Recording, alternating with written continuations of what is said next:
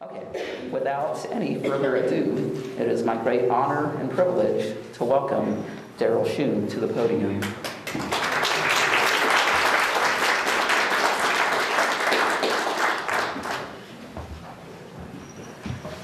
Thank you, Yazdi. As we will find out, there are no mistakes, and it was no mistake that Yazdi forgot to introduce the new members of our congregation. Because what I'm going to talk about today is another new member. He's been here before, he's with us now, and yet we see him not. But being spiritualists, we know that this is so, that this is true. The day after Thanksgiving, or that weekend on Saturday, 8 of us in this room, 9 including one who isn't here, usually is, Dorothea, got in cars and drove towards Las Vegas. We were not there on one last gamble to save the mortgage, hoping against hope that it would be our protection in these tumultuous times. We went there because a movie was going to be shown, a 4.5-hour movie of a man named Bruno Gröning, a name I had never heard before in probably at least February or March of this year.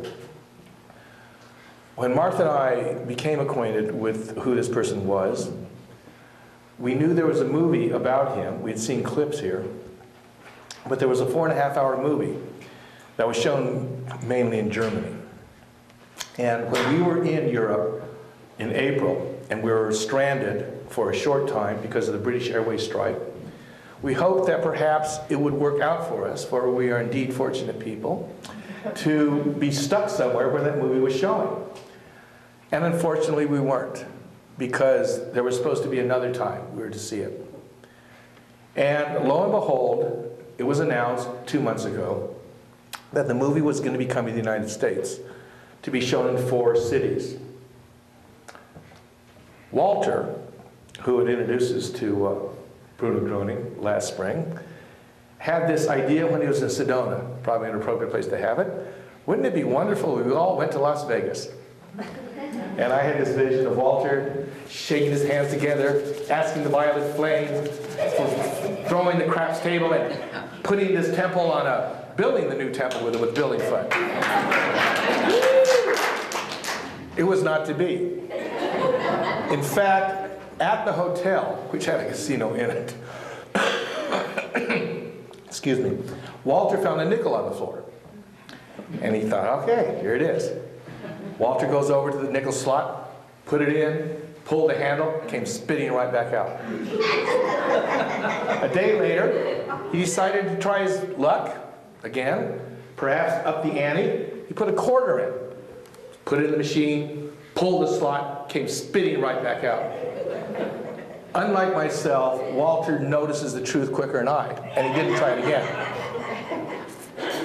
But there we were in Las Vegas for a 4.5-hour movie. Thank God there were 2 breaks. We had seen slides of this man, Bruno Gröning's life, before. His story was, as that we had known it then, he was born in 1906 in northern Germany. He led to us, to the rest of the world, a rather unremarkable life. He was drafted at the beginning of World War II by the German army, of course, whereupon he informed them he would never fire a shot at anyone. He was captured by the Russians, put into a Russian concentration camp, whereupon he went to the authorities and asked that they improve their treatment of the prisoners. And there was a dialogue that happened. At the end of the war, he and other soldiers were repatriated back to Germany, a land in chaos, devastation, and destruction. It was there Bruno Gröning became who he was to become later. Word of his ability to heal, or healings happening around him, spread in this little town. He had a remarkable connection with animals. And he went to this house, talked to these people. They had a son who had multiple sclerosis or something like that. It was degenerating. And astoundingly, the boy recovered. Word of this began spreading. And more people came to the little town in which he lived. Bruno Gröning, for his entire life, never asked for donations, nor took a penny. Never. What we learned in this movie in Las Vegas was a view of his life that encompassed more of what his experience was before. People, when you hear Bruno, you think, oh, I have these ailments. He can do things. I have friends, or perhaps myself, and perhaps this is a spiritual conduit that'll help me. And you see Bruno through your eyes. You see Bruno through the eyes of those who need what he came to the world to give. But what the movie in Las Vegas showed us was the world that Bruno Gröning himself experienced. A world of rejection, a world of shunning, possible incarceration for a man of pure spirit and good intent. It was said later that he was beaten as a child.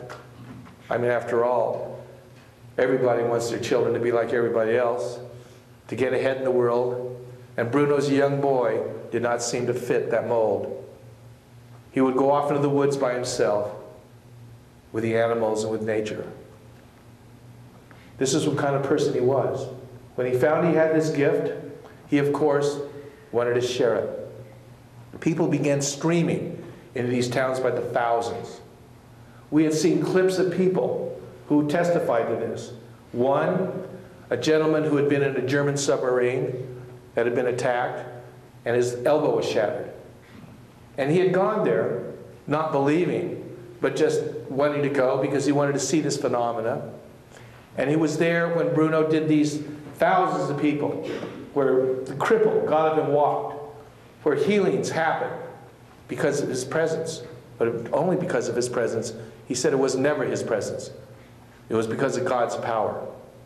But because of his presence, he was able to open this power in a way that it is not usually manifest on this plane.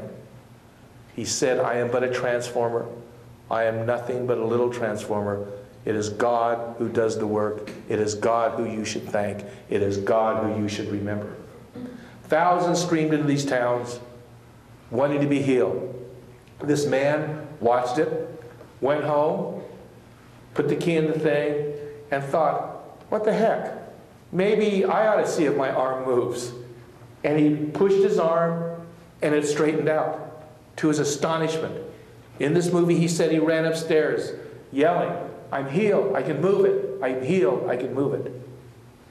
There are many other stories that we see in this movie of people who were there, who watched this happen. Then something else happened around this period of time. The authorities became very disturbed. The medical authorities, in particular, the church authorities also. What happened was the city elders passed a resolution banning all such meetings with Bruno Gröning. Thousands of people had come to this little town, marched on the city hall, and demanded, there were people sick and dying, crippled, demanded that they be allowed to see Bruno Gröning. Late that night, the city council relented. The head masked man came out and said, the decree has been rescinded for one day. This is the late 1940s. What happened is Bruno no longer could do this in that town. Sort of went into retreat. A number of things passed through. And he went down to southern Germany, where stories of his presence already were spreading through the press. And of those of us who've gone through the press in this age, we can well imagine what the press in that age said. There were basically attack pieces in the press, doubting who this man was, what he was doing, ignoring any signs of healing. Oh, it's all mental. People are convinced it's some sort of mass hypnosis. Anything to explain what they could not explain and did not want to accept. That is an indication of humanity. When the miraculous appears, we disbelieve it And when it persists, we then attack it. Little has changed on this planet, except it is changing now. What happened is thousands more started coming to see Bruno, which caused a greater reaction of the authorities at this time. And again, complaints were lodged with the civil authorities, and he was put on trial for practicing healing, without a license. As Bruno said, I never practiced healing. I don't heal. God heals. But the authorities were not to be assuaged. They charged him once again with a crime. He was acquitted. People came back, so they charged him again. Bruno told people at this time that if he were not allowed to heal, he would burn up. Such was the energy coursing through him. And in 1959, he was operated on for cancer in Paris. They closed him up. The doctors said they had never seen a case like this. It appeared that he had been burned up from the inside. When we left Las Vegas, we had a different picture of Bruno Groening than we had before. We had a picture of a man who had sacrificed his life simply to help his fellow man. 2 days ago, Martha and I were at a deep friend of ours' house. 90-year-old woman who was diagnosed with fatal lung cancer in May of 2009. She was given 3 months to live. Doctors told her to immediately get hospice care. Well, that was May 2009. She's still alive, though she wants to get off this planet as fast as she can. And Bruno is talking to her, amazingly enough. And 2 days ago, as Martha and I were there, he said these words. He said these words. If saints were born, there would have been no reason for Bruno to have had the life that he had. Who is this man, and how did we come to know him? Again, it was Walter who opened the door. And I think it was probably in February of this year, 2010. Martha and I had just come into the doors of this church on a regular basis, it appears. We had been coming on and off for 4 years when Hoyt was here. No more, perhaps less, but certainly when Hoyt was here. And we had decided to come a little earlier this time, and it seems to have stuck. But shortly after that, Walter came up to Martha and I at our Diksha meeting. He goes, listen, there's a event at the Unity Church on this healer, on somebody named Bruno Gröning. Martha and I didn't really understand it, but Walter had asked us, and he's a person of tremendous depth and heart, and we decided to go, hey, we have nothing to do this Wednesday. So we went over there, and we saw the first of the movie. We were introduced to him. It's very simple. We sat in the room and feet on the floor, much like Reverend Tadleski had us do. We had our hands on our laps like this to receive the energy. And we were led through a process that he calls Einstellen, and asking for the hailstone. What was remarkable about that night was we actually felt something. And we didn't go to feel anything. We didn't go to have another spiritual discipline. We didn't go to learn more. We were going there just because Walter had said this thing's happening on Wednesday, and we had nothing else to do. Then people started calling us up, talking to Martha, telling us things that had happened to them. And one of the girls who had gone with us was a nurse, and a person told of a remarkable healing that had happened 3 weeks before when she had come to the first Bruno Gröning meeting there in Tucson. And our friend Cindy, who's an emergency room nurse, turned to Martha and I and said, I heard that story in my head 2 days ago in the operating room. Wow, this is a little bit strange. A little bit strange. Well, 3 weeks after that meeting on Saturday was the next Bruno Groening Circle of Friends. They're held every 3 weeks. And the couple that had come down from Albuquerque, Marlies and Gert, they're Germans, as the organization stems from Germany, and they were helping establish the Tucson group. And I talked to Marlies on the phone. I said, Marlies, I don't know if you're into psychics, but we got a guy coming to this town that if you're into him, you should see him, Hoyt Robinette. And Marlies was very curious, and she couldn't get in to see Hoyt because it was booked. But she came in with her husband. They saw Suzanne. And the next day, it was Sunday, where Hoyt does the blind billet readings here. And it was their 45th anniversary. And instead of just going out, and they decided to come to the temple that morning. And as Marlies said, it was the best anniversary present she could have ever had on that 45th day, the 45th anniversary of the day marking their wedding.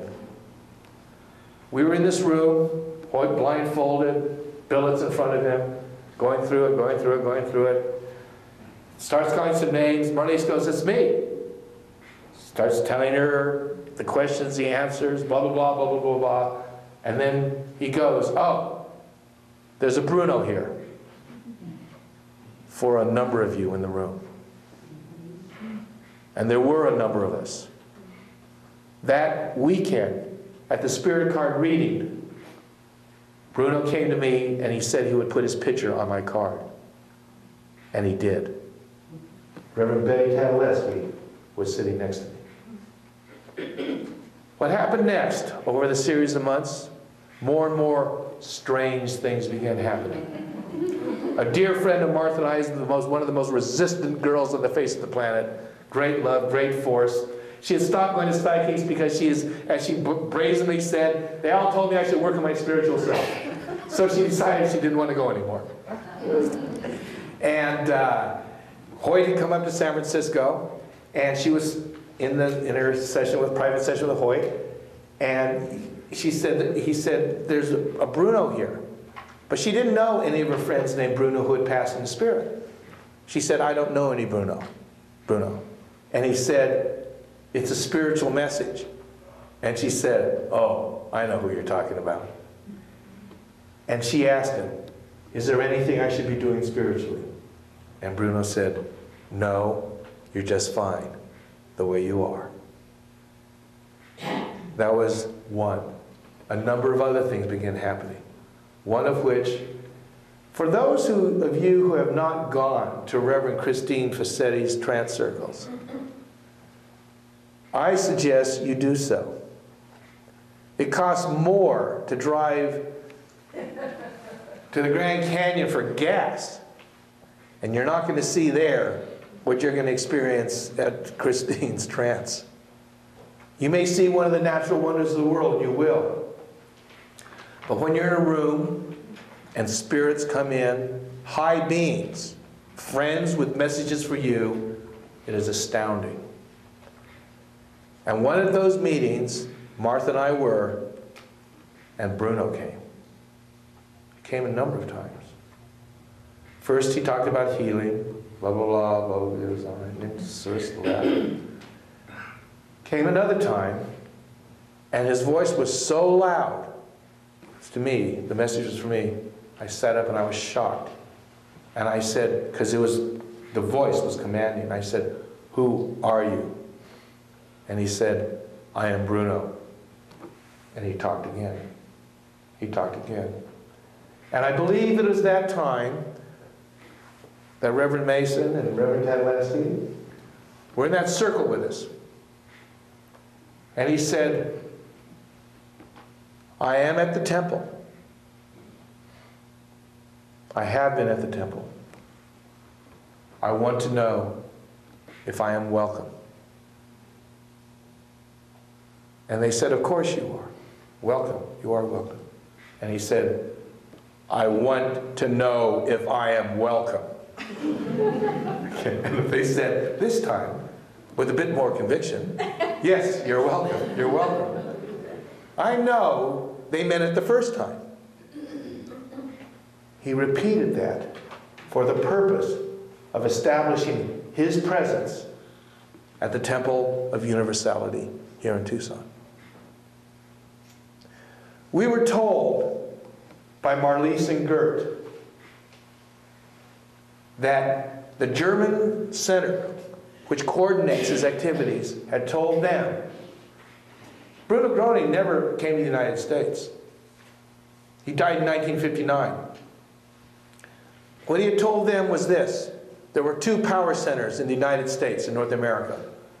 One was in Manhattan, and the other was in Tucson. This set the organization back in Germany abuzz. We must get something going in Tucson. And I think Walter was, and we have Mark here, and Evie, who were part of that initial effort, when they came and tried to start one in Tucson, and it didn't happen. But because of what Bruno had said, they really wanted to get a circle going here. Bruno is more known around the world than he is in the United States. In fact, this morning I received an email. I haven't read it. Martha picked it up. I write on economic affairs. And a month ago, I got an email, 2 months ago, I got an email from somebody in Venezuela, off an island in Venezuela. And he asked about me, my information, blah, blah, blah, blah, blah, blah, blah. And I could tell there was a spiritual bent to his message or whatever, his life. He wrote yesterday, I was included on a group letter, saying that he had discovered that he was perhaps coming down with what the doctors had noticed was Parkinson's or some form of that. And he asked for assistance. Any thoughts about this, what he could do? He was engaged in various healing modalities. He was learning how to live with the shakes and tremors. And he intended to overcome such. I said, I don't know if you're familiar with Bruno Gröning, but I gave him a couple websites. And I thanked him for including me on details of his journey through this process.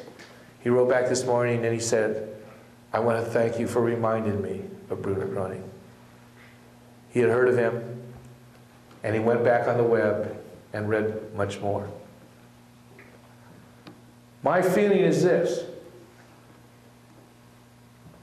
Bruno Gröning knew the future. One of the people in the movie in Las Vegas remarked that he was on the train coming back with Bruno to Germany for the Russian encampment. And here was this person sitting next to him. And he told him what was going to happen to him. He said, someday I'm going to become known. My name's going to be in the newspaper. Healings are going to happen, tribute to me, blah, blah, blah, blah, blah, blah. He said they got back to Germany, and Bruno looked at him and he said, what do you think? The guy says, I think you got a nut loose. 2 years later, when these things started happening, he showed up at one of these meetings way in the back, thousands of people. And Bruno said, he's here, he's here. Called him by name and had him come forward. Just like he could sense those things, just as he could bring the healing energy of God into everybody's life, just because he could see and foretold his death in 4 years, he also knew that Tucson was a spiritual center in America, far before we were to know it ourselves. The fact that he is here at the Temple of Universality, I put his picture there for those who are interested. And that's why it ties into the fact that Yazdi apparently forgot to do a welcome of new members. But as an appropriate lead-in. Welcome, Bruno. Thank you. And Bruno is here along with Sunat Kumara, Saint Germain, the great masters, the great teachers. In this little place, which is, it's not so little if you can hold beings like that, I just want to say that we are a part of something far greater than our, no. I was about to misspeak, as President Nixon said. I was about to say we're part of something far greater than ourselves. That would denigrate ourselves. that would denigrate who we are. We are no less those great beings, the core of those great beings, than the great beings are themselves. And so they would tell us, and so they have. But the Temple of Universality is here, and it is going to exist and become more. It will fulfill what Reverend Tadalewski was told decades ago. I believe that what Bruno Groening said spoke about that very reality of which he knew of, and which none of us knew at the time he spoke of it. We are moving into reality that is about to come, and we are here. During one of those trance circles, no, it wasn't during the trance circle, it was during the Holy Grail circle when Hoyt was here. It was amazing. We were in this room, teachers came in, as they always do. It was the first time Martha and I had been in one. And teachers came and they told you what your thing was for the next year, sort of the theme of what was going to unfold. And Bruno showed up. And I think it was that time when he came, and I was so shocked again. Martha and I thought he was our cat. We had a Bruno named Cat, and he always showed up at Hoyt's thing, and he's no. In fact, he told Martha later. He said when he appeared in her reading, he said, this is Bruno, but I don't have 4 paws. But in that room, he had us do the process that we do at the Circle of Friends, and that's what I would like to have us all do now. It's very simple. Your feet are on the floor. You sit upright. Your hands in an open posture on your lap. And you relax. And you relax. There are 2 parts of this process. The first part is called Einstellen, and that's simply the asking. The asking. And what you're asking for is the Heilstrom, which is God's divine healing grace to come into you. And I would say at this time, you could say aloud if you wish during this period, if so moved, the names of friends and others who you know need healing. In this process, you just open yourself up and let it come into you. The Einstellen and the Heilstrom. Let's close our eyes. Bruno, please help us tap into the healing stream of which you've told us about. The stream which you described as being so pure that is untouched and unqualified except by the need which it fulfills.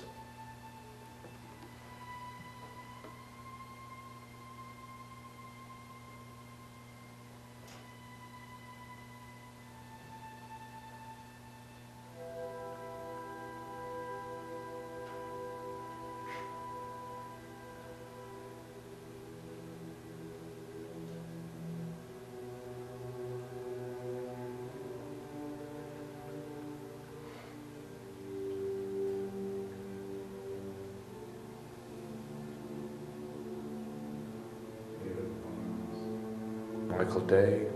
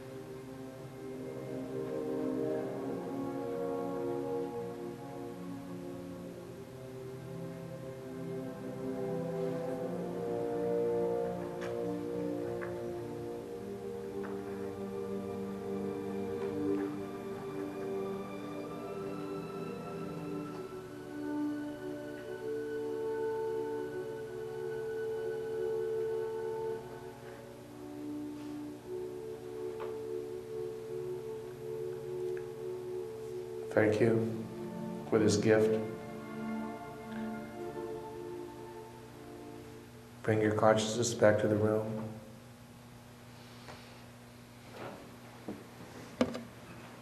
What we talk about in the Temple of Universality is not theory.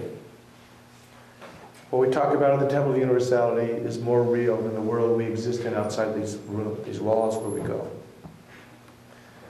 We are blessed to be here. We are blessed to be who we are. And I thank you. And just as another thing that's all mixed up in our schedules, for those of you who are interested, this Friday at 6 p.m. on your television stations, Tucson Access, Reverend Betty Tadaleski and I will be hosting the Temple of Universality's TV program, Steps Beyond Time. That's 6 p.m. The next night at 8 p.m., I will be on with a call-in show on money. It's the same channel. Thank you for being here. Thank you, Bruno. Thank you, Reverend Tadaleski. Namaste.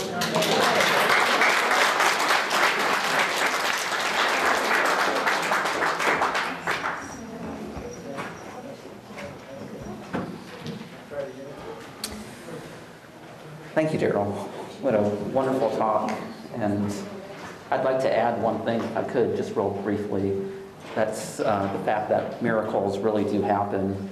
I had the privilege, my mom's been in the hospital in ICU for almost a couple of weeks now. And in the last Holy Grail Circle on Thursday, we said a prayer for her.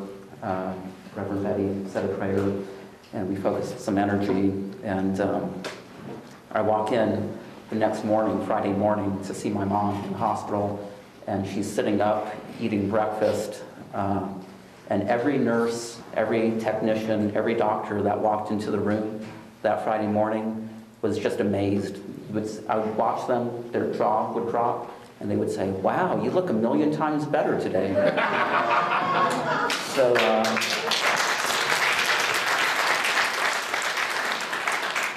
miracles really do happen, and I was sure to call on Bruno during the Holy Grail Circle. So yes, it is very real, and aren't we all blessed to be part of this? I don't know how people live without the temple. My own opinion, but that's just me.